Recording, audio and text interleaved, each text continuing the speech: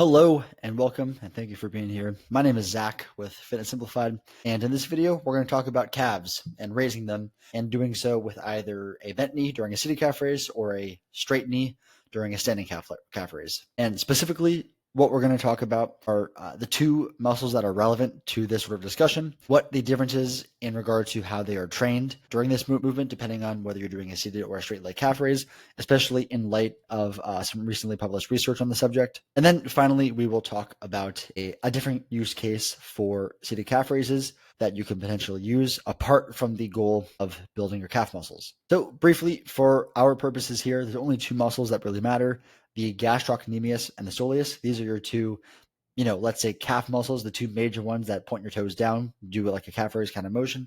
The gastrocnemius is that sort of grapefruit looking one. That's kind of, the body of which is kind of located a bit more higher up on your calf. And the soleus lies underneath that and kind of, has most of its bulk underneath where that gastrocnemius would be. The main difference between the two is that the gastrocnemius crosses the knee joint and the ankle joint, whereas the soleus only crosses the ankle joint. The implication of which is that as you bend your knee, as your heel gets closer to your butt, the gastrocnemius shortens, whereas the muscle length of the soleus is unaffected. So like we said, the gastrocnemius becomes shortened the more your knee is bent, and the soleus is unaffected. And there's this thing that can happen when a muscle becomes shortened, is that it can become shortened to the point where it becomes unable to really meaningfully contribute to a movement. And really, that is what happens in a seated calf raise. Because your knee is bent, that gastrocnemius is shortened. It is put at a more disadvantageous position than when your knee is straight.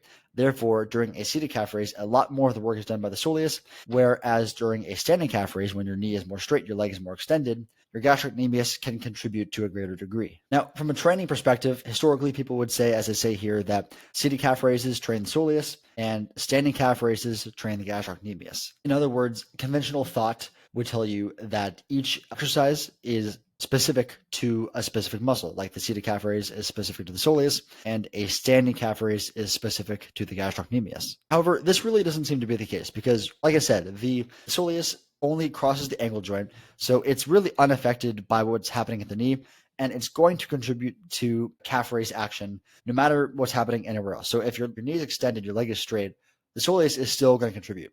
And that's kind of what this study here found, which, as usual, I will link down below if you are interested. Basically, what they did is they tested seated calf raises versus standing calf raises, and then looked at the patterns of muscle growth over time. And in a nutshell, what they found is that the soleus experienced the same amount of growth from the standing calf raises and the seated calf raises, whereas the gastrocnemius only grew during the standing calf raises. So really what is the case is that you're going to train and grow your soleus irregardless of whether you do it with a seated calf raise or a standing calf raise. It's just whether or not you train your gastrocnemius. So from a perspective of building muscle as the goal, this leaves little reason to perform seated calf raises. And I say that because you're going to grow the soleus regardless. You're going to train the soleus regardless. It's just whether or not the gastrocnemius gets trained. And you might as well train both if you're going to do calf raises. However, I don't think that means the seated calf raise is a useless machine. For one, if you are someone who has a big gastrocnemius and a small soleus, that's probably a pretty rare scenario. But that, if you wanted to isolate the soleus, then, for muscle growth purposes, then it would make sense. But I think for squat mobility, this is a better case to do seated calf raises. So as I note here, a noteworthy thing within being able to squat deeply is how mobile your ankles are. In other words, how far past your toes can your knee travel? If your knee can't travel that far past your toes, then it just ends up feeling like you're hitting a wall on the way down, and that kind of stops your squat depth in its tracks. With all else being equal, the farther your knee can travel past your toes, the easier it is going to be for you to squat deeply. One of the things that can cause tightness or a lack of ankle mobility in regard to squats is tightness of the calf muscles.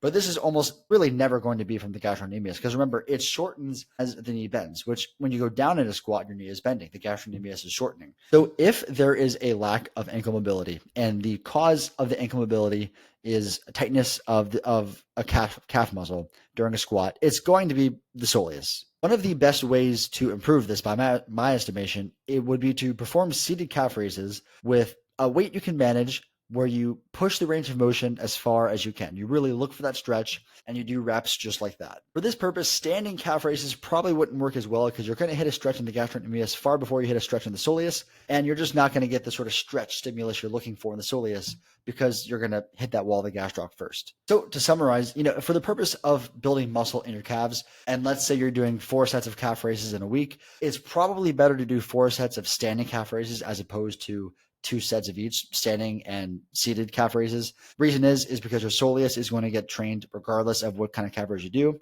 The only difference is that your gastrocnemius is going to get trained in a standing calf raise, but it's not going to get trained in a seated calf raise. So you might as well train both muscles because you're going to get the same growth in the soleus regardless, and you might as well just train the gastrocnemius that much more. That does not mean, though, that a seated calf raise is a useless exercise, as there are other reasons you might do it. One example is for ankle mobility in regard to squats, because improving your ankle mobility on a seated calf raise is going to be much more specific to a squat pattern than a standing calf raise would be. And with that said, I'm going to end this video here. Hopefully, if you were confused by these 2 exercises, that kind of clears up the difference between why you might choose one over the other. I hope you found this somewhat interesting, helpful, or something in between, and I will see you next time.